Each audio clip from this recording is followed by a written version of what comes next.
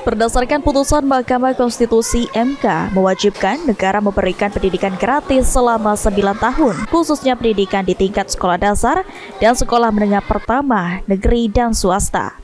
Menanggapi hal tersebut, Gubernur Sumatera Selatan Herman Deru mengatakan, untuk pendidikan SD dan SMP di sekolah negeri sudah tertuang dalam Undang-Undang Pendidikan sebagai sekolah gratis dan sudah berjalan di Sumatera Selatan. Namun untuk sekolah swasta, hingga saat ini pemerintah Provinsi Sumatera Selatan sedang melakukan kajian dan akan memanggil Badan Musyawarah Pendidikan Swasta serta pengelola pendidikan tingkat SD dan SMP di setiap kabupaten kota.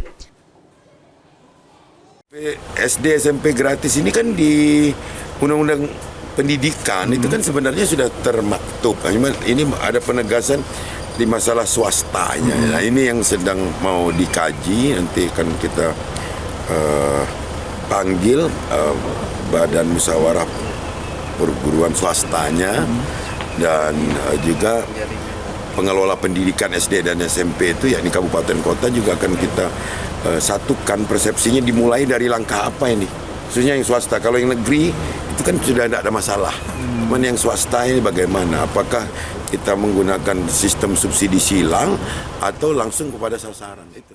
Kendati demikian, menurut Herman Deru, pemerintah Provinsi Sumatera Selatan siap untuk mengimplementasikan amanat undang-undang terkait pendidikan gratis untuk tingkat SD dan SMP di sekolah negeri dan swasta. Eki Saputra, PAL TV.